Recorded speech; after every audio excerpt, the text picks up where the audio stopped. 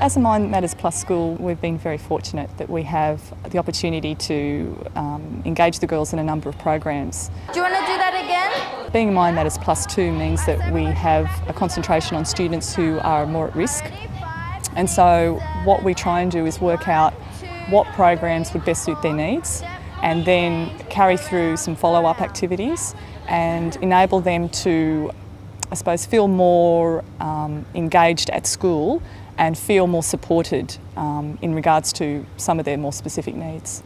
Well, before I used to get in heaps of trouble and stuff, and I didn't really like school because nothing really interested me because I wasn't good at some subjects and stuff, and I just felt like I didn't like it.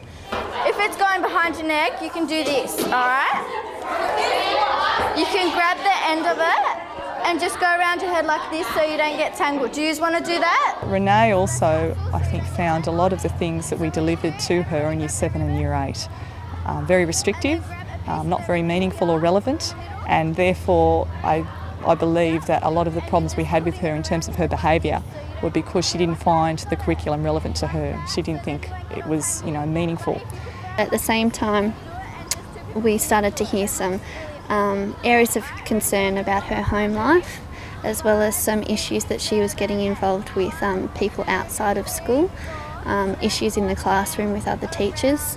She was constantly up at the deputy's office. Do you girls need any help? We noticed that ever since Year 7, she actually finished Year 7 and she entered Year 8, she started to deteriorate. And it got to the stage where in Year 9, which she's currently in at the moment, in Term 1, that she was getting herself in all sorts of problems, and therefore we knew we had to do something. Then the deputy principal called me up one day and he said, look, I'm concerned about Renee, and he goes, I know that you've got a good rapport with her, what can we do? He said, we're going to have to take her out of the dance ensemble.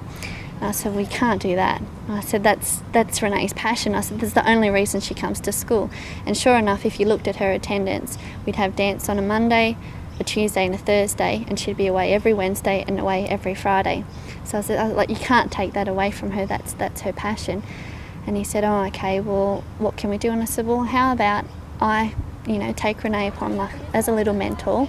And much to the credit of Mrs Boyle, our dance teacher, she also recognised Renee's complete talent in dance and could see that she had such potential, because seeing her in Year 8 and Year 9 with dance, it was great exposure to see, how wonderful she could be given a little bit of different responsibility and being able to, I suppose, enhance what she already knew. Alright guys, the music isn't going to be on now. I came up with the idea of the peer teaching activity, where on a Monday when I teach Year 8, a double period, that Renee could come into the class and we could do a peer teaching role model type scenario.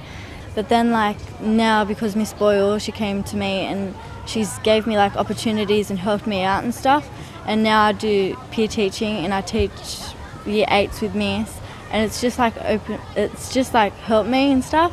But I said also that you've got to start improving in other areas.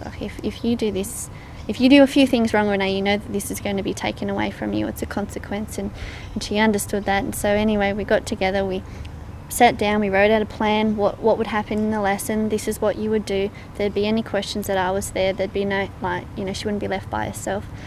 And within 2 weeks of doing it, it was like her class. So she'd be happy to go there and she'd know all the kids' names already. And then from there, it's just been better ever since. Yeah, I've started to hear really good comments from other teachers about what she's doing in other classes. Before, I didn't really want to ask people for help because I thought, oh, I'm stupid, they're probably going to think I'm just some dumb person that doesn't really want to learn. But now, if I ask someone if I don't understand, they're like, oh yeah, sure, I'll tell you, And sometimes they come up to me and ask me because they don't get stuff, and I can say that, oh yeah, this is how you do it, because I know how to do stuff now, and it's really good. All right, alarm. It's been great to see that she's actually been able to have the opportunity to excel in an area where she has a great deal of talent, and to feel confident and, I suppose, encouraged to take on Year 8, and she's in dance and she's done just a beautiful job. And I've actually witnessed her with Year 9 dance and she's done an equally great job. She has just such a great passion for dance and obviously such a talent, and it's just great to see that filter off in terms of her confidence and her behaviour in other subjects, because she now feels school is relevant to her, that she can do something and that she wants a career and she wants to excel herself. And so it's given her just a really nice sort of like push in the right direction, which is great. Mind Matters has given the students and the teachers the opportunity to spend more time focusing on those kids that need the additional care, and we've been able to identify those through teacher meetings and year advisor meetings and talking about those kids, and then developing programs where we can help those students out. Since I've started all this, like I feel more confident that I can do stuff. Like I can achieve whatever I want if I like really put my mind to it. And even if I don't, I've always got people to help me to do it and stuff, so I always understand and stuff. And it's gave me like basically more confidence and to know that I can actually do it myself.